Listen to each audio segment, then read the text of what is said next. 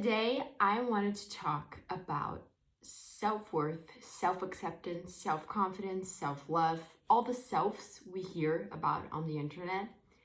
And honestly, first, I want to deep dive into what each of those terms mean and what they actually contribute to in our relationship with ourselves, and then I also want to talk about like the impacts of having low self-esteem or low self-worth can have on our mental health. I'm going to give you tips on how to work on them, and honestly, mainly just share through my personal experience how I see that those issues, how they can reflect on my life or how they have reflected on my life, and how important it is to actually have a bit of introspection into really how your relationship with yourself is, because it is so much more meaningful than most of us really realize. And it sounds dumb, and honestly, I think most of us are pretty dumb in that regard, because we care so much about our relationship with other people, but we literally live with ourselves from the day we are born to the day we die. And I mean, it doesn't seem like many of us are taking care of that relationship, And I am one of these people that just didn't really understand what I thought of myself or my perception of myself. And only in recent years have I really, because not by choice, but because in desperate conditions, I had to actually reflect on Why do I feel so bad? Like, why do I feel so empty? Why do I feel so meaningless? and just many other feelings. And the thing that really pointed out to me was my perception of myself was already like horrible.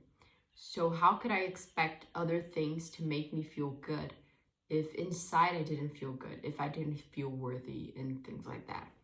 All of this is like a bit of a tangent to like go into the subject, but I'm gonna start. I did wrote everything on my journal because I did research, okay?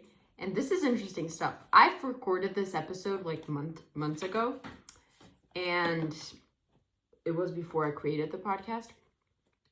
So I deleted that, and I had done already research on it, but now I have even more perception on it. Like, it's not just self-love or self-worth or self-confidence. It's all of them, and all of them are different, which obviously they have different names, but I used to be a bit confused on like what means what. And like, it's already hard to have like one, do I really need all of them? Spoiler, like, obviously, to be happier, you probably should have a bit of everything. But the most important thing and the most fundamental, like, well-being point you need to work on is your self-worth, on my opinion. At least, like, on my journey, I know that's something I need to work on. Maybe everyone has a different journey and everyone is at different points in their lives. But I think if you realize that your self-worth is low, you've got a big thing to look at, and like you really got to deal with it because it impacts everything. So before I talk about each one of them, which is self-worth, self-acceptance, self-love, self-esteem, and self-compassion, there's also self-confidence, which I'm putting together with self-esteem. I'm going to share a bit of my story and explain how I realized, like, how all of these selves first came into my life for me to reflect on. First, I always was insecure, like I'm used to being the insecure person. I'm used to not feeling worthy. I'm used to not feeling adequate. I'm used to not feeling part of the group. And it's something that I also feel guilty about, which we need to work on, the self-compassion part, because I never got bullied. Like, sure, like every kid has some problems at school, but I was never the bullied kid, you know, and I know that I'm extremely privileged on that way. And I never had like actual problems with having friends and things like that. But in any circle I was in any like just any game we were playing at school or in any class, in every single circumstance, I just felt out of place. And I just felt awkward and wrong. There was always this feeling of wrong. Like either I'm doing something wrong, or either I shouldn't be here, or if I'm there, I don't belong there. And I never felt right or in the right place. This, like, since I was like 9, you know? And I'm used to that feeling. And as I grew up, it just got worse. You know, I started not being able to make such good friends, started getting shy. And then I used to think like when I was a kid, I would dream like, oh, when I grow up, like everything is going to get better. Like life just gets better when you grow up. Little did I knew. Anyways, then I became a teenager and my body became a problem, a huge problem. And for a couple years, when I was like a tween, I used to think, oh no, when I like get older, I'm gonna have a better body. Like it's just an awkward phase and things like that. And then I got older and the issue became even more like problematic, which was I wasn't just considering that having a body that I liked would make me happier. I was actually acting upon it, and I started having problems with eating and stuff like that, until the problem became so serious that my body wasn't even an issue anymore to me. I didn't even look at my body. For years, I didn't even consider my self-image. I fell upon such depression and just such unaliveness. I didn't even care about my appearance. But then at that moment, I used to think, like I remember thinking, oh, when I heal through the depression and when I heal through the eating disorder, or like those are the problems, you know, those are the things that are holding me back. When I get through them, my life is done. And fast forward, I started getting better, and I was not in that like deep, distorted life anymore. I wasn't stuck that much anymore. I started getting like, I just started recovering more. I don't want to say I'm fully recovered, but like I definitely am so much better. And I started being able to have thoughts again, which anyone who has struggled with these things knows that it's like your brain literally doesn't think. And it's weird to tell other people because like they don't really understand. When you say you don't think, you actually don't think. Like the days passed so fast and so slow at the same time, but like you're not alive to feel it. And it's just weird. And it's like that scene from Madagascar where Alex like looks at the zebras and he sees steaks. It's like that, but like your whole life is that. Like everything is steaks. I don't even like steak that much, but it's just an analogy. And as I started having less food noise, you know, I realized that the eating disorder was such a coping mechanism because it made me distracted from the pressures of finishing high school and the fears of growing up. And I started realizing all of the things that triggered that eating disorder, besides only body issues, because that is a part of my journey. But eating disorders are so much more than that. And I realized like, oh, that is why I wanted to shut up like life and all my responsibilities. That is why I wanted to hide into a disease. That is why I got sick. of course, none of that was like conscious, you know, but like I started realizing like, oh, this was a coping mechanism and it's kind of leaving my life. So what do I do? And I started feeling so many of the feelings I felt as a teenager or as a child again. And then I started like becoming quite nervous about the idea of how much I lost. And I started thinking like, I need to be more social. I need to have more friends. Like if I recover that part of my life that I lost because of the pandemic and because of the problems, like mental health problems, then everything is going to be fine. Like I'm still anxious. I'm still um, having anxiety, but it's just because I haven't developed my social life. Like that is what I need. And I'm not going to say I've developed my social life. Like I'm not going to say that. And like all of this story, like I'm not completely alone. When I tell this, I'm already at college. Like I have friends, but like I don't have a social life. Like I'm not going out every weekend with my friends. I'm not talking about partying and stuff like that, but like I'm not having sleepovers or just going to cafes every weekend and stuff like that. I am in fact reclusing, you know, I know that. But I just started like having the idea in my mind of like, oh, it's because I've never had a relationship or I never even thought about boys and things like that. And I started like finding another thing that would make like, if I achieve that, I'm going to be happy. And I used to think it was because like I was already 19 and like I had never liked a boy. I had never thought about liking a boy. Well, I had thought about liking a boy, but like because I wanted to because I didn't feel normal. And I started talking to a guy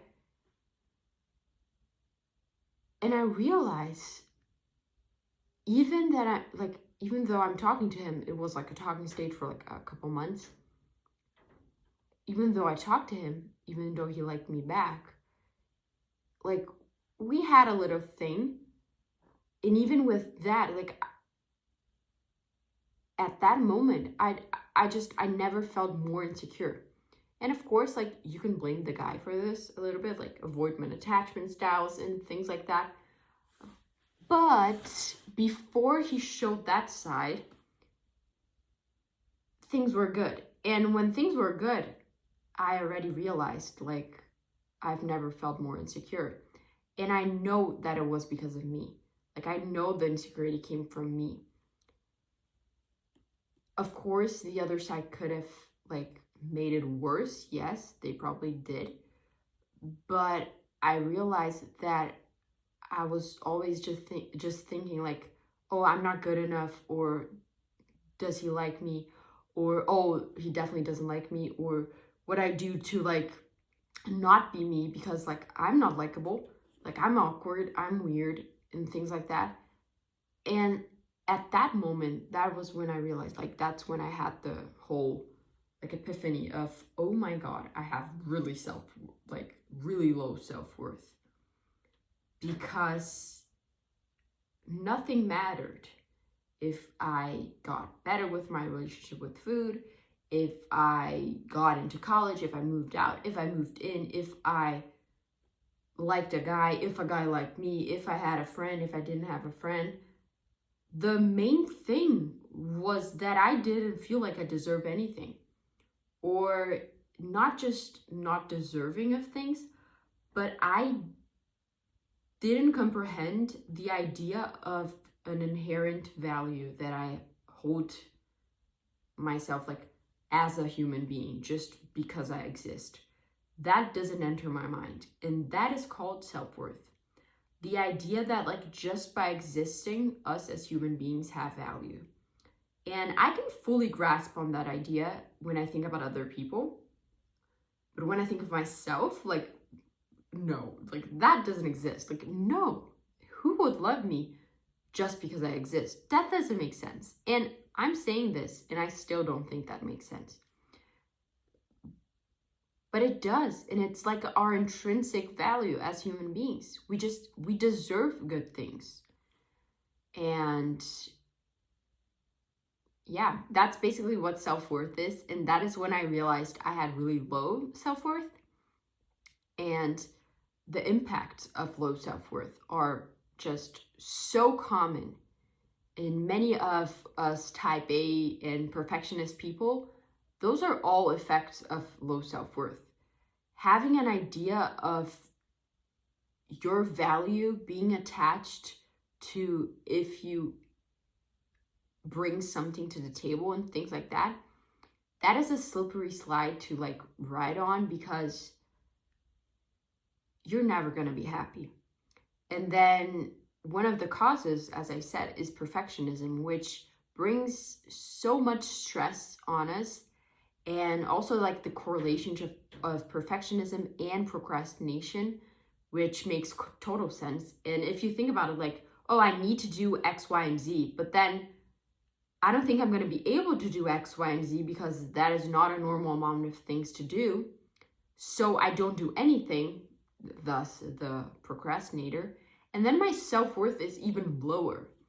And what I found really interesting, especially, was because as I researched, like I was seeing this difference on the Resilience Lab website, which was really cool. But then I didn't find it there any explanation of like really the tangible difference between self-worth and self-esteem. And they are very different. Self-worth is this idea of like your inherent value as a human being. Like a baby, it pops on earth, they have inherent value, you know? And self-esteem is the idea to attach your value to achievements. And in a certain point, it is healthy, of course. Like it's good to have self-esteem towards like, oh my God, I like scored, I know no sport terms. Like I scored a point at a game of whichever sport you play. I don't know. I don't play sports. I go to the gym. But like I scored a point somewhere in life. That is a good achievement, and it's good to feel good about that. But the difference is between a healthy self-esteem where you achieve like, oh, I got an A on a test, or I've traveled 5 countries because I worked really hard and I got to pay my tickets, stuff like that. Like having those senses of achievement is healthy until when you fail, which we all do, you don't actually feel like you're crap and like you don't deserve good things. That is also the difference between perfectionists, because they are like the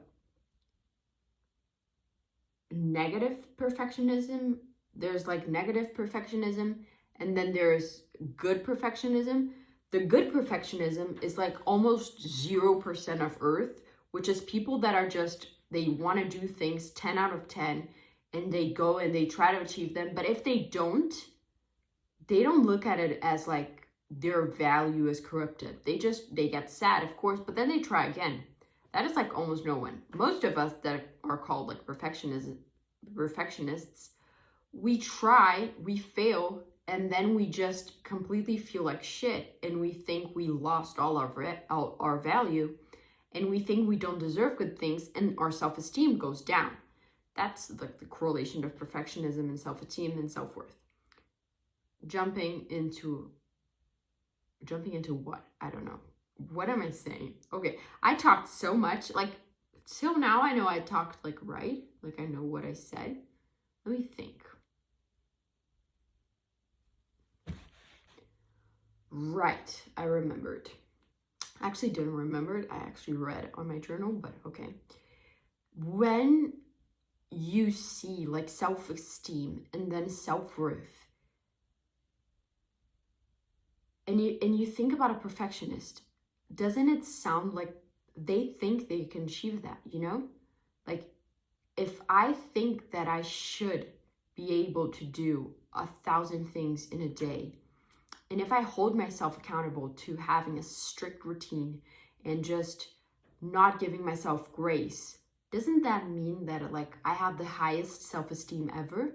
Because like I think I can achieve those things. Like, Doesn't that sound like the most confident person on earth? And the thing here is that you don't hold yourself to high standards because you have the confidence that you can do those things. You hold yourself to high expectations because if you don't achieve them, you are completely nothing and you feel empty. And that is the difference. It's not that you hold yourself up, it's that you demand yourself of too much. And when I realized that, it made even more sense. And the thing here is also both self-worth, but mainly self-worth is fundamental to like having well-being and having mental health and functioning as like a human being, because it really impacts your capability of decision making. If you think you have low self-worth, maybe consider that you also have bad decision making skills. I do. I know I am very insecure with my decisions. And if you have low self-worth, you also have little resilience and you don't know how to deal with your problems in a healthy way. You might have bad coping mechanisms, and as substance abuse and alcohol and eating disorders, and just your relationships obviously can be crap and you can be stuck in toxic relationships easily. So it's so fundamental and so actually dangerous if you don't look inside and really reflect how your self-worth is. But also self-esteem is important. Like, I'm not saying that attaching your achievements to your worth is not good. You can 100% use your successes as a way to boost your confidence, as a way to make your identity bigger and stronger. That is healthy, that is good, that is motivational. But you cannot let your failures remove your inherent value. And the way to do that is through self-compassion, which is then another self enters the table. Self-compassion is about how you talk to yourself. It's your inner voice. And I think self-compassion, I'd say it's not like self-worth, self-esteem, no. Self-worth and self-esteem, and then self-compassion is inside of self-worth. And it's really your like one-on-one relationship with yourself. At least this is the way I interpreted it. Of course, I'm not saying like these things as like 100% correct terms. This is just a way into explaining an idea to you. Maybe this is not like 100% correct. Just get the vibe I'm bringing, you know? When we talk about self-compassion, it's actually like the solution to how to have better self-worth. It's about talking to yourself, and it's about being kind, and it's about having empathy, and it's about looking at yourself like you look at other people. And sometimes I feel bad when people say things like, would you talk to a friend like that? Would you judge other people like that? I'd say I wouldn't talk to a friend the way I talk to myself, but I can 100% tell you that I wouldn't judge other people the way I sometimes judge myself. I definitely am not mean to other people as I am to myself. That 100% not. But sometimes I'm a bit of a bitch to other people in my mind. I just am. And I don't want to make you feel bad of like, oh my God, but maybe I would talk to other people like that. Or maybe I would think of other people like that. That is like not what I'm trying to make you feel. Like what you really know is true. We all know like the true like expectations we should have of other people. Like we know we shouldn't expect people to be 100% perfect and never make a mistake. We know that. So try to look at that lens. Like don't judge yourself if you think, oh my God, sometimes I'm mean to other people. Like we are sometimes, we are human, and we learn when we like a bit too rigid about other people as well. I just got into a tangent, sorry. But what I mean here is just try to look at yourself and talk to yourself as you would to other people. And the whole like tangent I just made is just like, when I say this, I don't mean like you have to be fake and you have to like just, oh, you deserve everything. You're like, no, like you actually talk to people, like your relationship with other people, like honest, like just be your honest self with yourself as you are to your friends. Like you are real to your friends, you're not gonna lie to them and say like, oh, you never make mistakes. Like that is not a good friend there. So be honest, be an actual person to yourself, because we are not actual people to ourselves. We are usually just monsters. And that is where self-compassion can really help with your self-worth. I think it's also important to say that I can say this from personal experience, but also like on the Resilience Lab website and on other websites I looked up on, they say that like building that self-worth and that relationship with yourself is hard. It's hard work. You have to rebuild a whole relationship. You have your entire life worth of negative self-talk and so many beliefs. And I think it's important to have grace and self-compassion to understand how hard that is and know that it's gonna take a while. And the thing is, like after you see this video, for example, you just like it pops up on your mind the idea of maybe I don't see value in myself. Maybe I should work on that. When you realize that and you're giving more attention to that fact, you're already a step further than you were before. And that is already great. So yeah, this is what the episode was about. Self-confidence, just to like finish it up, is kind of like self-esteem, but self-confidence is more about your belief of your capabilities based on your achievements. And then there's something pretty interesting, which like I don't have self-confidence or self-esteem, like zero. But still, I'm completely delusional to think that like if I really decide to, like I could make this like, YouTube channel have 20 million followers. Like I could totally make this a career. Like I have those thoughts. Like I think that if I really decided to, I could be an astronaut. Like I could be a doctor. Like I'm just not a doctor because I didn't decide to. But if I wanted to, I'd study and I'd pass and I'd be great. And I've always had this really strong feeling of things like that, that normal people usually think that I'm delusional or that I'm crazy or that I'm like braggy.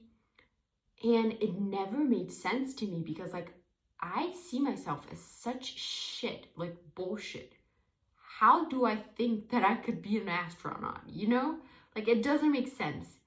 And thus, ChatGPT helped me. And I asked him, why do I feel this way? Like how can I have such high hopes of like things I could decide to do, but at the same time have such self-worth that is low, such low self-worth. And shockingly enough, it's a coping mechanism as well. It's a way to hide your like fears and the way you're sad about the way your life is. And it's just the way of being like, oh, I could, if only I achieved that. And that's exactly how my brain works. Like, oh, I could be a doctor if only I decided to and studied. But then what's holding me back here is I don't think I'm smart enough to study. I don't think I'm good enough to be a doctor. I don't think I'm resilient enough to be a doctor. I don't think I'm capable enough. But I'm hiding all of those insecurities with the idea, the coping mechanism of making myself believe in a magic story, in a fairy tale of just, if I decided to, sure, I could. And it's just a way to keep your hope up. And it's actually like good that I haven't totally given up.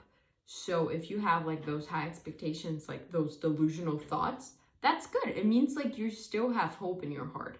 But also it's bad because it means like you might have those dreams actually, and you're just holding yourself back by saying, oh, if only I decided to. Maybe you wanted to decide to, but you're just holding yourself back because you don't really believe you either deserve good things, you deserve to achieve your dreams, or you actually just think you couldn't achieve them, So yeah, drop the bomb there. and I'm gonna go because this was too much already. I hoped I made some brains pop, or if I didn't, I at least entertained someone. And that is it. I hope you like this, and I'll see you on the next episode. Bye!